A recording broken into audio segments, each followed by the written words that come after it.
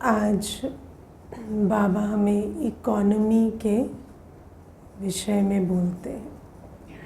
अब इकोनॉमी और कंजूसी में फ़र्क होता है, पता है कि नहीं?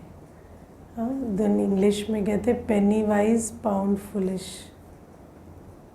जहाँ अगर खर्चा करना हो 1 रुपया वहाँ ना करे तो फिर है ना 1000 उसके पीछे लगाने भी पड़ते हैं। तो जहाँ आवश्यकता है वहाँ ना लगाना उसे इकोनॉमी नहीं कहते। कई ऐसे होते हैं, अक्ल नहीं होती ना, दुनिया की बात है, जो धन की इकोनॉमी, तो वहाँ भी पैसा नहीं लगाएंगे जहाँ लगाना चाहिए। लेकिन इकोनॉमी माना जहाँ जितना लगाना है उतना लगाएं, उससे अधिक नहीं, है ना। जिसको सोच समझ कर, दुनिया में तो सिर्फ धन की ही इकोनॉमी समझते हैं, क्योंकि वो सिर्फ धन को खजाना समझते हैं और किसी चीज़ को खजाना समझते ही नहीं। तो वो धन की इकोनॉमी को बहुत ध्यान देते हैं। अब हम बच्चों के लिए ठीक है, धन भी रिसोर्स है, लेकिन संगम युग का जो सबसे बड़ा खजाना है वो क्या है? समय, संकल्प, है ना। और जो बाबा ने हमें खजाने दिए हैं, ज्ञान का, गुणों का, शक्तियों का, तन मन धन तो है ही, लेकिन समय संकल्प का खजाना बहुत बड़ा खजाना है। तो अब हम देखें कि हम अपना समय और संकल्प वहाँ लगा रहे हैं जहाँ हमें लगाना चाहिए, या हम व्यर्थ गंवा रहे हैं, है ना। व्यर्थ का मतलब हमेशा सिर्फ एक्स्ट्रा नहीं होता, व्यर्थ का मतलब एक्स्ट्रा भी होता है, लेकिन ये भी होता है कि जहाँ लगाना चाहिए वहाँ लगाने की अक्ल नहीं है, तो सब कुछ व्यर्थ जा रहा है। हम अपना समय और संकल्प उन चीज़ों की वृद्धि में लगा रहे हैं जो विनाशी है ना। और जो अविनाशी कमाई है उसमें अगर मेरा समय और संकल्प नहीं लग रहा तो उसको क्या कहेंगे कि ये आत्मा जो है ये व्यर्थ गंवा रही है। और जो व्यर्थ गंवाता है ना, तो उसको एक समय पर पछतावा होता है। आप याद रख करना, जीवन में क्या होता है, कभी भी धन की कमी होगी ना तो सीधा याद आएगा यहाँ वेस्ट किया था, है ना, उस समय पर ये इतना धन वेस्ट किया था, ऐसा याद आएगा, तो पछतावा होता है। तो ऐसे जो समय और संकल्प जो संगम युग में श्रेष्ठ कार्य में नहीं लगाते, है ना, बाबा का ज्ञान योग में, सेवा में नहीं लगाते, तो अंत घड़ी पछतावा होगा, क्योंकि जिन चीज़ों में लगाया वो तो साथ नहीं देंगी, और जहाँ लगाना चाहिए था, जहाँ अविनाशी कमाई थी, वहाँ नहीं लगाएंगे तो अंत घड़ी क्या होगा? पछतावा होगा। तो बाबा इसीलिए कहते हैं कि हमें इकोनॉमी का बहुत ध्यान रखना है। आप देखो कि हम गीता में सुनते हैं कि जब युद्ध होने वाला था तो भगवान को देहधारी दिखाया है, पर भगवान के पास ही अर्जुन भी आए और दुर्योधन भी आए, है ना। और दोनों को खुली छूट थी कि जो मांगना है मांगो, है ना। तो भगवान का ऑफ़र क्या था कि या तो मुझे ले जाओ या मेरी अक्षौणी सेना ले जाओ, है ना। और जो तुम मुझे ले जाओगे तो मैं तो तुम्हारे लिए लड़ूंगा भी नहीं, मैं तो तुम्हें बस बताऊंगा कैसे युद्ध करो। और अक्षौणी सेना ले जाओ तो सेना तुम्हारे लिए लड़ेगी। तो फिर दुर्योधन ने कहा अक्षौणी सेना चाहिए, और अर्जुन ने कहा आप चलो साथ, है ना, वो नहीं चाहिए। तो ये अकल की बात होती है ना, क्योंकि ये जो अक्ल होती है, अब हम सुनते हैं तो हमें लगता है हाँ देखो भगवान को ठुकरा दिया और अक्षौणी सेना ले ली। लेकिन प्रैक्टिकल जब भगवान आते हैं तो भगवान को ठुकरा कर अक्षौणी सेना को चूज करने वाले बहुत होते हैं, है ना। जो रोज का अपना समय संकल्प भगवान के प्रति नहीं, स्थूल चीज़ों के प्रति लगाते हैं, मकान, दुकान, नौकरी चाकरी, ये करना है वो करना है ना। बाबा तो हमें कभी मना ही नहीं करते। कभी बाबा ने कहा घर व्यवहार छोड़ दो, धंधा छोड़ दो, बाबा ने नहीं कहा। लेकिन बाबा ने इतनी तो अक्ल दी है ना कि हम कितना कहाँ लगाएं उतना समझ आए। अगर उतना समझ में नहीं आता तो फिर हमारा क्या है, अंत घड़ी सिर्फ पछतावा रह जाएगा, है ना। इसीलिए बाबा हमें कहते हैं पहले तो इकोनॉमी माना बैलेंस, कि हम लौकिक अलौकिक का बैलेंस बना पाते हैं, हम पुरुषार्थ का, व्यवहार का, सेवा का बैलेंस बना पाते हैं, है ना। मानो हमें अभी तक सेवा की भी अक्ल नहीं आई है, लेकिन क्या पुरुषार्थ और व्यवहार का भी बैलेंस हम बना पाते हैं। तो बाबा कहते हैं वो पहली चीज़ है इकोनॉमी में। फिर जब हमें इतनी समझ आ जाती है कि मुझे अपना समय संकल्प, अपने ज्ञान शक्तियाँ गुण कहाँ लगाने हैं, है ना। लौकिक का तो चलो शरीर निर्वाह करना है तो वो तो लगाना ही पड़ता है, लेकिन मेरी जो उसमें कितना मिनिमम लगाए और बाकी हम अपने अलौकिक जीवन में, संगम युगी जीवन में लगाएं, वो हमें तय करना है। उसके बाद जब हमें संगम युगी जीवन में भी या लौकिक जीवन में भी जब हम समय संकल्प लगाते हैं, जब हम अपनी शक्तियाँ गुण ज्ञान लगाते हैं, यूज़ करते हैं, तो क्या हम एक्स्ट्रा खर्च करते हैं, है ना। मैं हमेशा वो कहानी सुनाती हूँ, मेरी फेवरेट कहानी है। एक बार एक जंगल में मुसीबत आई, तो जब ऐलान हुआ कि ये विघन आ गया है तो सबने अपनी अपनी कोशिश की। तो जंगल का राजा जो बंदर था उस समय, तो बंदर ने जैसे ही सुना मुसीबत आ गई तो वो यहाँ से वहाँ, वहाँ से वहाँ डाल पे जंप लगाए। तो सबने पूछा कि तुम इतनी जंप क्यों लगा रहे हो, तुम यहाँ से वहाँ क्यों कूदे जा रहे हो, मुसीबत आ गई तो कहता है कि मैं कुछ कर तो नहीं सकता पर मैं मेहनत पूरी कर रहा हूँ, है ना। तो कई बार क्या होता है कि हम जो कर रहे हैं, देखने में हम बहुत कुछ कर रहे हैं, लेकिन उसका आउटपुट क्या है ना। अपना समय बहुत लगा रहे हैं, बैठे हैं, एक एक घंटा योग में बैठे हैं, पर योग की क्वालिटी क्या है, योग हो रहा है या युद्ध हो रही है ना। सेवा कर रहे हैं, जो सेवा आधे घंटे की 3 घंटे लगा रहे हैं, दुआएं ले रहे हैं। आधे घंटे की सेवा में 3 घंटे लगाएंगे तो कोई दुआएं मिलती हैं। हाँ, देखने वाले को यही आता है कि ये तो मेरी मजबूरी है जो आपसे करवाना पड़ रहा है, वरना हमारे हाथ में होता तो लगाते ही नहीं आपको। तो ये जो कितना समय, कितने संकल्प, कई बार संकल्प इतने खर्च करते हैं, एक चीज़ बनानी है, एक भोग बनाना है, इतने संकल्प चलाएंगे, ये बना ले, ऐसे बना ले, इस विधि से बनाए, उस विधि से बनाए, ये रेसिपी बनाए, वो रेसिपी बनाए। क्यों इतने संकल्प, क्यों? संकल्पों की भी तो एक लिमिट होनी चाहिए ना। कितने संकल्प, एक ब्रह्मा भोजन में सारे संकल्प लगा देंगे क्या संगम युग के? बाकी कोई काम नहीं करना है क्या आगे? तो बाबा हमें कहते हैं कितने संकल्प लगा रहे हैं, कितना समय खर्च कर रहे हैं, है ना। सुबह उठना है तो 4 अलार्म, 5 अलार्म, 6 अलार्म लगा लगा के, है ना। टाइम से उठ पाएंगे नहीं उठ पाएंगे, इतने संकल्प चलाते। तो बाबा कहते दृढ़ता लानी है हमें, कम खर्च वाला निश्चीन बनना है।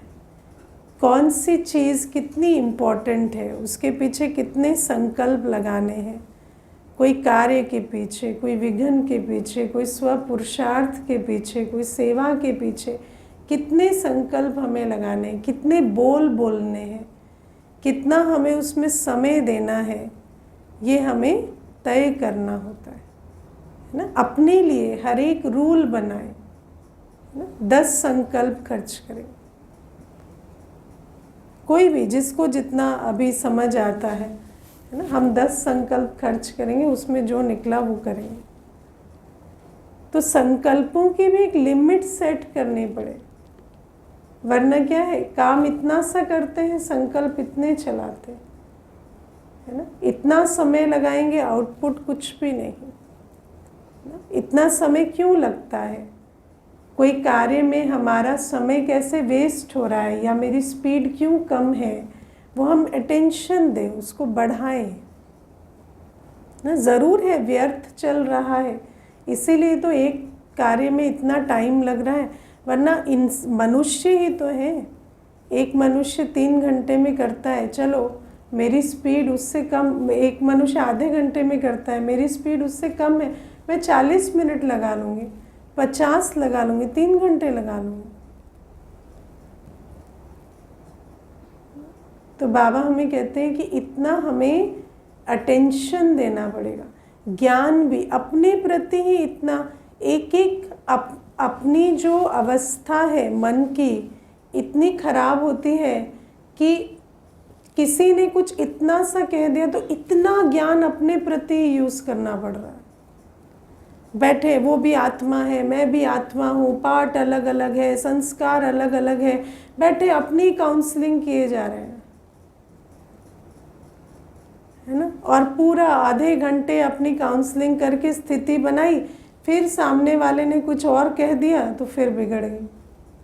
तो सारे दिन यही खेल कर रहे हैं, अपने प्रति सारा ज्ञान, अपने प्रति सारी सहन शक्ति। कितनी सहन शक्ति। एक बार मुझे याद है, एक प्रोग्राम था, तो हमने पूछा कि किसी को, मान लो कोई कमरे में आया और उसने आपको देखा पर आपको गुड मॉर्निंग या ओम शांति नहीं किया और ऐसे ही चला गया, तो आप क्या करेंगे। तो एक कहता है उसे माफ़ कर देंगे। तो हमने कहा माफ़ करने की शक्ति, इतनी बड़ी शक्ति आपको इतनी छोटी सी बात में यूज़ करनी पड़ती है ना। ऐसा क्या महापाप हो गया है उससे जो आप उसे माफ़ कर देंगे, है ना। बेचारे ने देखा नहीं, है ना, या देखकर भी मानो नहीं देखा तो क्या हो गया, ऐसे क्या बड़ी बात होगी। लेकिन छोटी छोटी बातों में इतनी शक्ति ज़ाया होती है, इतने संकल्प चलाने पड़ते, इतना ज्ञान यूज़ हो रहा है, इतनी सहन शक्ति यूज़ हो रही है, इतना सामना करने की शक्ति यूज़ हो रही है, जो सेवा के लिए तो कुछ बच ही नहीं रहा।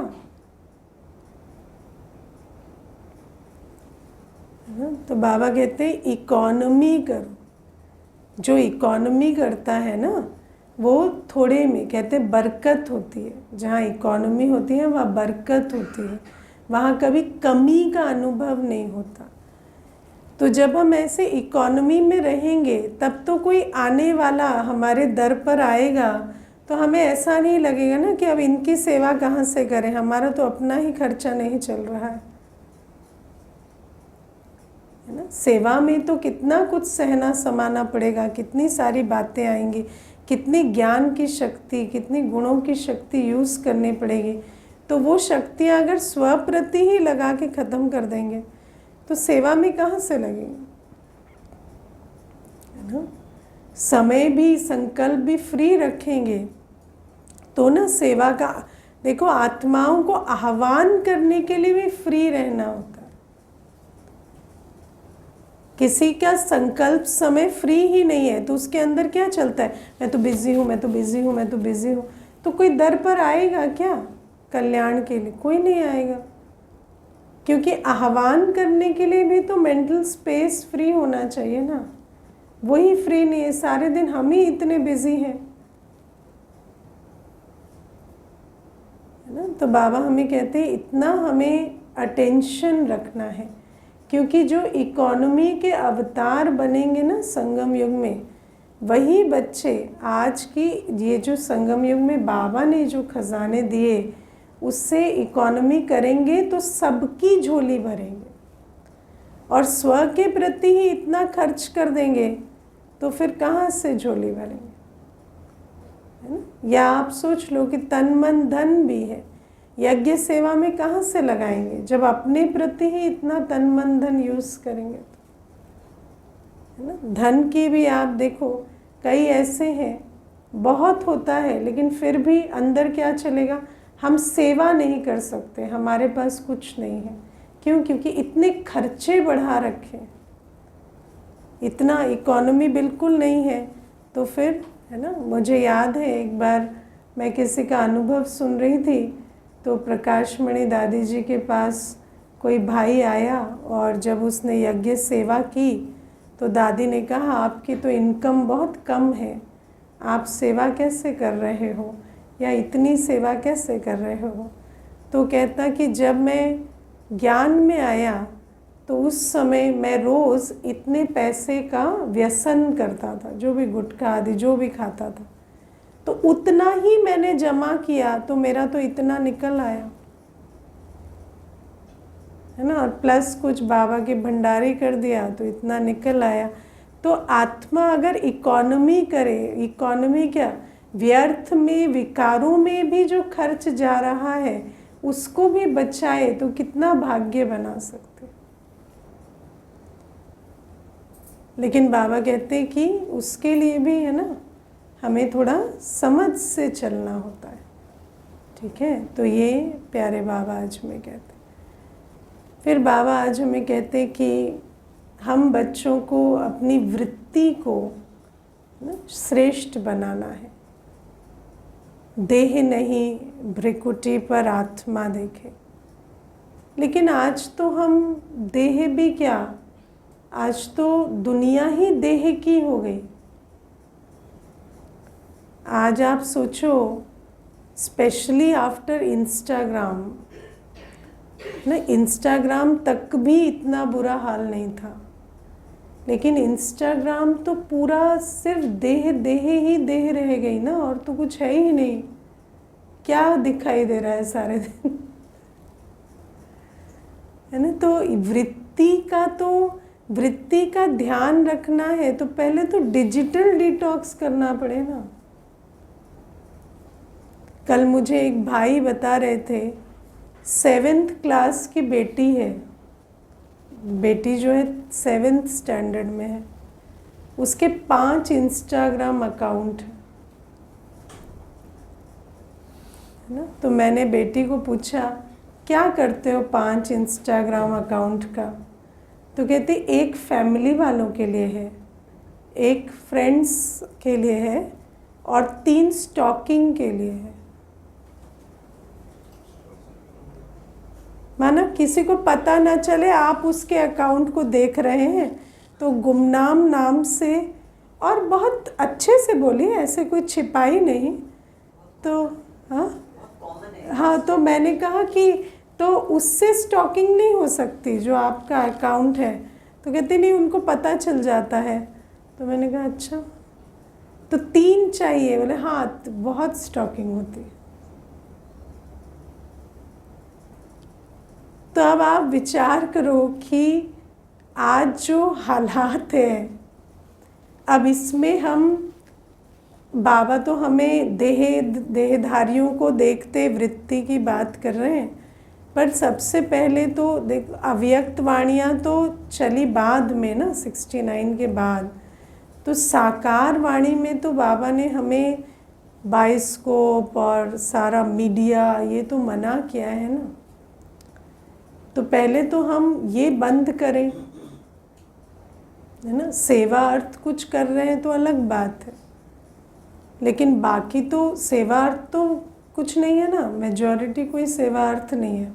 तो फिर वो सेवा अर्थ जो नहीं है उसमें अगर सारे दिन जा रहे हैं तो क्या हमारी वृत्ति का हाल हो रहा है ना। और वृत्ति का प्रभाव दृष्टि पर पड़ता है। सारे दिन देह देखेंगे तो देह ही देखेंगे, दिखाई ही देह देगी। जो देखते हैं वो ही दिखाई देता है। फिर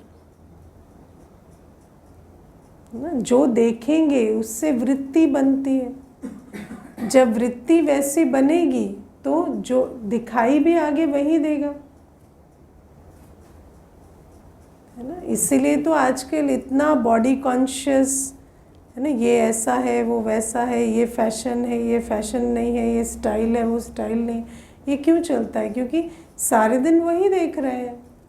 तो दृष्टि में भी वही आ रहा है, बोल में भी वही आ रहा है, कर्म में भी वही आ रहा है। तो अभी वृत्ति को तो श्रेष्ठ रखने के लिए मेहनत करनी पड़ेगी ना। सबसे पहले तो डिजिटल डिटॉक्स चाहिए।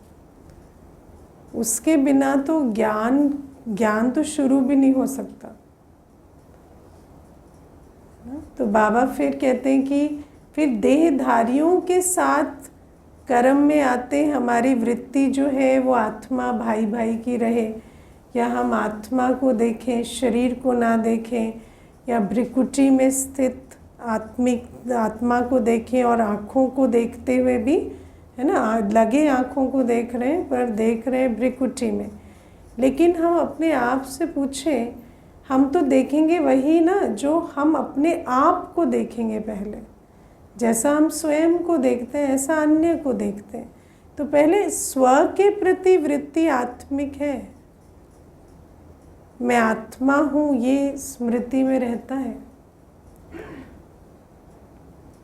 अपने आप को हमेशा अपनी देह याद रहती है या अपना बिंदु रूप याद रहता है? तो सारे दिन उठते बैठते चलते फिरते मैं आत्मा हूँ ये बुद्धि में रखें, तब जाकर किसी से इंटरेक्ट करते वक्त ये आत्मा है देखें। और आत्मा है माना क्या? जब हम कहते हैं कि आत्मा देखो, तो आत्मा देखने का अर्थ क्या होता है? आत्मा को उसके ओरिजिनल संस्कारों में देखो, है ना। आज मुझे मुरली सुनते वक्त दो बातें बुद्धि में आ रही थी। एक तो आत्मा ओरिजिनली कैसी है? शांत पवित्र प्रेम स्वरूप सुख स्वरूप आनंद स्वरूप शक्ति स्वरूप, है ना। फिर दूसरा, आत्मा के अंदर रावण के संस्कार है। तो जब हम किसी को देखते हैं, जब कोई हमारे सामने है, तो उसके रावण के संस्कार भी हैं और मूल संस्कार भी हैं। लेकिन हम बुद्धि में वृत्ति में क्या रखें कि सिर्फ उसके मूल संस्कार, हमारी वृत्ति में सिर्फ उसका मूल संस्कार। जैसे आप बॉस के सामने जाते हैं तो आप सिर्फ वृत्ति में क्या रखते हैं? ये बॉस है। और कुछ रखेंगे तो प्रॉब्लम हो जाएगी, है ना। वो कितना समझदार है या नासमझ है वो आपको वृत्ति में नहीं रखना है। आपको क्या रखना? ये बॉस है, the boss is always right. तो वृत्ति में आप जो चाहे वो रख सकते हैं।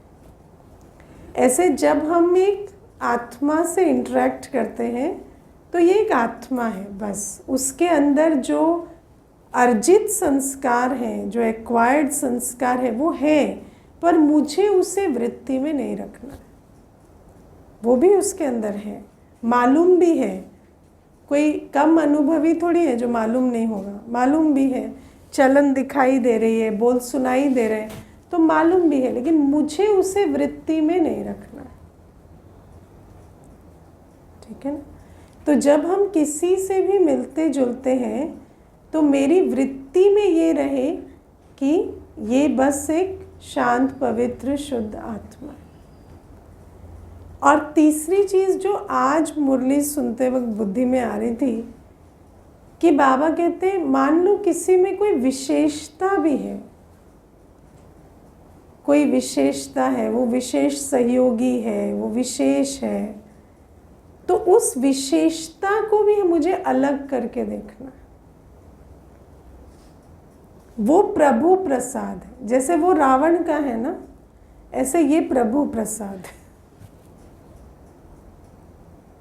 है ना। सिर्फ आत्मा को देखें कि ये आत्मा है बस, और जो विशेषता उसके अंदर है वो प्रभु प्रसाद है। उसको देखते वक्त कभी बाबा को ना भूलें, ठीक है, समझ आया? क्योंकि कभी कभी हम क्या करते हैं, आत्मा के साथ विशेषता को जोड़ देते हैं, तो फिर उससे इम्प्रेस होने लगते हैं। लेकिन हम ना तो नेगेटिव इमोशंस में जाएं, ना हम इम्प्रेस हों। उसके लिए भी हमें ये ध्यान रखना होता है कि जो विशेषता है ये प्रभु प्रसाद है, ये तो सिर्फ आत्मा है। वो प्रभु प्रसाद तो मुझे भी मिल सकता है, कोई बड़ी बात नहीं है ना। इसकी ही विशेषता है ऐसा नहीं। अच्छा, फिर विशेषता भी, जैसे दुनिया में तो कई प्रकार की चीज़ों को विशेषता कहा जाता है ना। आजकल तो आपको कपड़े स्टाइल करने आते, वो भी विशेषता हो गई है ना। या आपको कई चीज़ें, आजकल मेकअप करना आता है, वो विशेषता है, मेकअप आर्टिस्ट बोलते हैं है ना। लेकिन आपकी क्या लिस्ट है विशेषता की, वो देखना आप किसे विशेषता समझते। जब हम ब्राह्मण होते हैं तो हमारी विशेषता की डेफिनेशन बहुत अलग होती है। हमें वो विशेषताएं जो संगम युग में और सतयुग में काम नहीं आती, वो हमारे लिए विशेषता नहीं। जो संगम युग में ईश्वरीय कार्य में काम नहीं आती, वो मेरे लिए विशेषता नहीं। जो सतयुग में काम नहीं आती, वो विशेषता नहीं ना। कोई का अच्छा मेकअप करता है, उससे क्या होगा? शरीर बहुत सुंदर सजाएगा तो देह अभिमान ही चढ़ेगा ना। तो मेरे लिए वो विशेषता नहीं। हाँ, लेकिन वही मुझे एक प्रोग्राम कराना है और उसमें डांस होगा और वो उस डांस से बाबा की सेवा होगी, तो वही मेकअप करना विशेषता होगी। तो विशेषता कौन सी हुई? जिस विशेषता से सेवा हो, जिस विशेषता से बाबा की प्रत्यक्षता हो, जो विशेषता ईश्वरीय कार्य में सफल हो, वो विशेषता है। बाकी हमारे लिए और कोई अच्छा गाना गाता है, हमारे लिए विशेषता नहीं। लेकिन बाबा के गीत गाता है, विशेषता है ना। तो आपको विशेषता की भी परिभाषा क्लियर होनी चाहिए। अभी हम ब्राह्मण हैं है ना। देखो, हम जब साकार बाबा के समय में जब कोई आते थे दुनिया के विशेष है ना, तो जैसे कोई कहता है ना कि मामा ये बहुत विशेष है, तो मामा कहते थे अभी विशेष नहीं है, अभी इसमें गुण नहीं भरा है, अभी तो इसको है ना बाबा के प्रति स्वाहा होना नहीं आता ना, तो वो विशेषता नहीं। किसी के पास बहुत धन है, उसकी विशेषता है, लेकिन जब तक वो सफल यज्ञ में नहीं करता, बाबा को नहीं पहचानता, हमारे लिए विशेष नहीं। समझे? तो बाबा कहते हैं विशेषता को भी हमें पहचानना होता है। अब आप अपने आप से पूछो, आप दुनियावी विशेषता से तो इम्प्रेस नहीं हो जाते।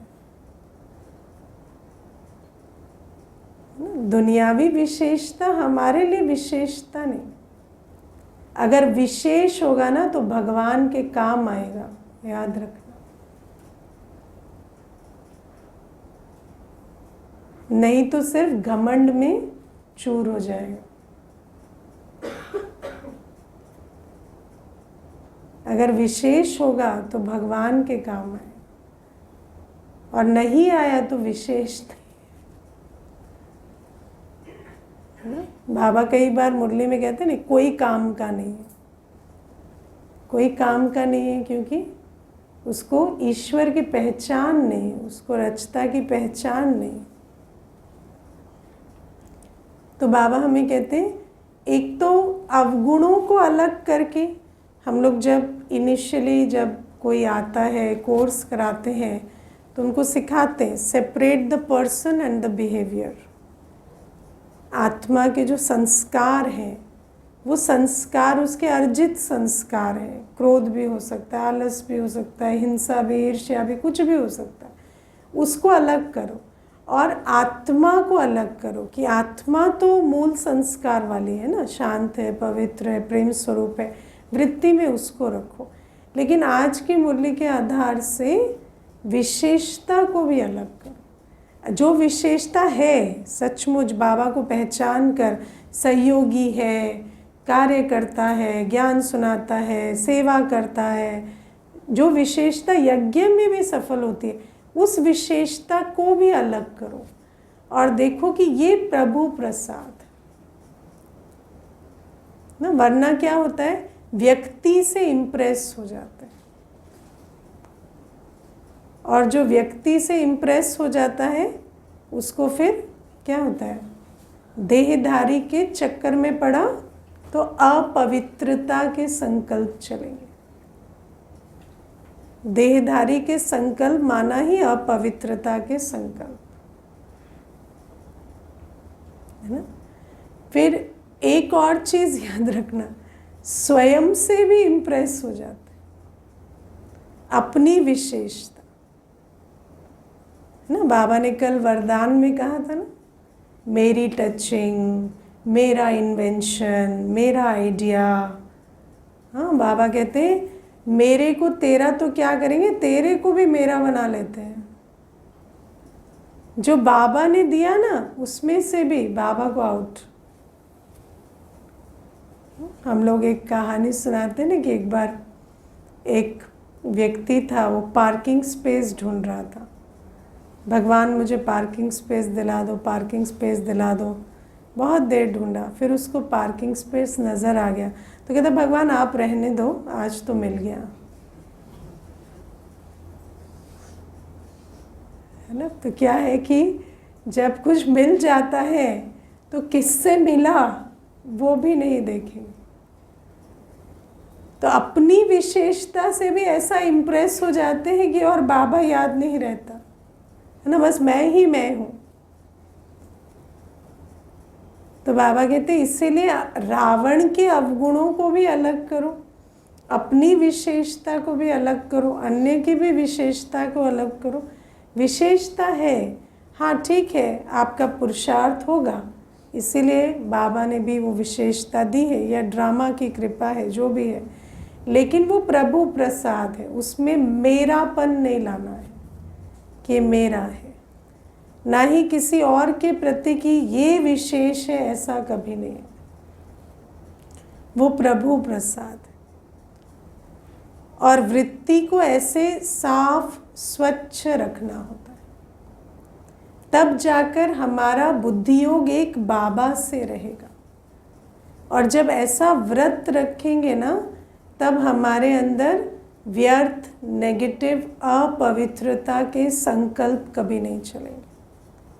जितना व्यर्थ, नेगेटिव और अपवित्रता के संकल्प चलते हैं वो इस एक व्रत की कमी के कारण चलते हैं, है ना। और फिर बाबा कहते हैं जब संकल्पों में व्यर्थ नहीं, नेगेटिव नहीं, अपवित्रता नहीं, तो स्थिति कैसी होगी, उत्सव की स्थिति। शिव जयंती, संगम युग शिव जयंती है, सदा उमंग उत्साह। हमारा उमंग उत्साह क्यों कम हो जाता है? हाँ, ब्राह्मण जीवन का श्वास है उमंग उत्साह, है ना। दुनिया में कहते हैं जब व्यक्ति पैदा होता है तो इतने श्वास लिखा के लाता है। तो जब हमारा जन्म होता है ना, ब्राह्मण जन्म, तो हमें श्वास के रूप में उमंग उत्साह मिला हुआ है। ये वरदान है मेरे ब्राह्मण जन्म का। ब्राह्मण माना उसको कांस्टेंट उमंग उत्साह का वरदान है। लेकिन ब्राह्मण अपना उमंग उत्साह कैसे खोते हैं? ये व्यर्थ, नेगेटिव, अपवित्र संकल्प से। जो अपनी वृत्ति का ध्यान ना रखने से आते हैं। अपने ही संकल्पों से उमंग उत्साह। सोचो कोई ऐसा है दुनिया में, ऐसा भाग्यवान जैसे हम हैं कि कोई उनको रोज उमंग उत्साह का पारा चढ़ा रहा हो? है कोई ऐसा? हाँ, आप लौकिक माता पिता को भी बोलो ना रोज मुझे पेप टॉक दे दो, कोई नहीं देने वाला है। रोज मोटिवेट कर दो, रोज पेप टॉक दे दो, कोई देगा? कोई नहीं देता। बाबा हमें रोज, हाँ, मीठे बच्चे, सीखीले थे बच्चे, मेरे नूरे रतन, मेरे ये मेरे वो, कितना उमंग उत्साह चढ़ाते। विचार करके तो देखो कितनी बड़ी बात है। और ऐसे ब्राह्मण जन्म में भी अगर हमें उमंग उत्साह ना रहे, जो हर 24 घंटे में इंजेक्शन लग रहा है, अगर ऐसे 24 घंटे के, यहाँ तो एक मुरली, फिर मंथन, फिर पता नहीं कितना सारा कुछ मिलता है, तो इतने में भी अगर हमें उमंग उत्साह ना रहे तो क्यों नहीं रहता? अपने ही व्यर्थ संकल्पों के कारण अपनी वृत्ति को ऐसा बनाते हैं, है ना। वृत्ति क्या कर, वृत्ति ऐसे कहीं से भी कुछ उठा लाती है ना। आपकी अवेयरनेस में आपने उठा लिया, देह देखी, देहधारी के कर्म देखे, उसके संस्कार देखे, उसकी विशेषता देखी, कुछ भी देखा, और फिर वो बुद्धि में रह गया, बाबा चला गया। इसीलिए उमंग उत्साह नहीं रहता। और अगर इतना वृत्ति को स्वच्छ रखे तो सदा उमंग उत्साह है, सदा उत्सव है। ब्राह्मण जीवन ही पूरा उत्सव है। तो ये प्यारे बाबा आज हमें समझाते हैं। फिर बाबा आज हमें कहते हैं, जो भी कमज़ोरी है, मैंपन बीज होता है सारे कमज़ोरियों का, उन कमज़ोरियों को भी स्वाहा कर दो, है ना। और कैसे? प्यार में, बाबा की मोहब्बत में, है ना। किसी के प्यार में परिवर्तन होना आसान होता है। दुनिया में कहते हैं लव ट्रांसफॉर्म्स।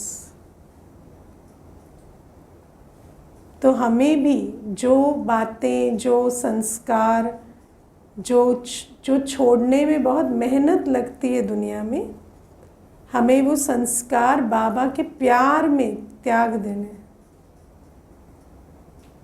प्यार में कुछ त्यागना मुश्किल नहीं होना चाहिए, है ना। तो हमें ऐसे परिवर्तन करना है प्यार में। बाबा हमें जितना प्यार देता है, जितनी पालना देता है, फिर हम कहें हमसे ये संस्कार नहीं छूटता, वो नहीं छूटता, ये पुरुषार्थ नहीं होता, वो नहीं होता, अच्छा लगता है, शोभा देता।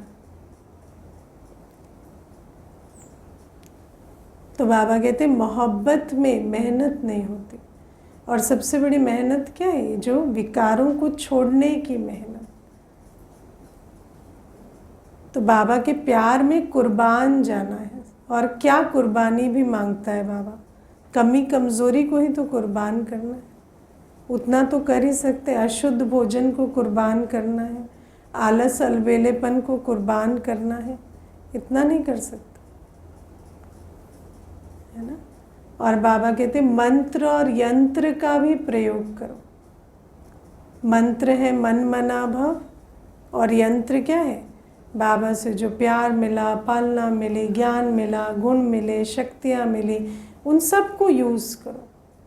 और बाबा कहते हैं अपने विकारों को छोड़ दो, है ना। मंत्र भी मिला, यंत्र भी मिला, प्यार भी मिला, अगर इसमें भी छोड़ ना पाए तो फिर क्या बात है ना। तो बाबा कहते हैं अब अपनी सारी कमी कमज़ोरियों को स्वाहा कर दो। और बाबा ने आज बहुत अच्छा समझाया कि जहाँ मैंपन होता है वहाँ क्या होता है? पहले अपमान की फीलिंग आएगी, अभिमान है, पहले अपमान की फीलिंग आएगी, फिर क्रोध आएगा, है ना। और फिर क्रोध को तो क्रोध के साथ फिर ब्लेम, है ना, फिर बहुत सारी हिंसक कर्म, भावनाएं, बोल, सब कुछ विकर्म का खाता शुरू हो जाता, दुख देना बाबा दुख देने के प्रति कितना हमें अटेंशन खिंचवाते हैं। तो दुख देने का खाता कहाँ शुरू होता है? क्रोध से। और क्रोध कहाँ से शुरू होता है? अभिमान अपमान से। तो बाबा कहते हैं अब ये सारा खेल छोड़ना है, अब मैंपन छोड़ना है ना। और ये मैंपन भी क्या है? अशुद्ध विकारी देह का मैंपन क्या रखना है? अभी स्वमान को धारण करना है, बाबा के प्यार में इस मैंपन को कुर्बान कर देना है। अच्छा, ओम शांति।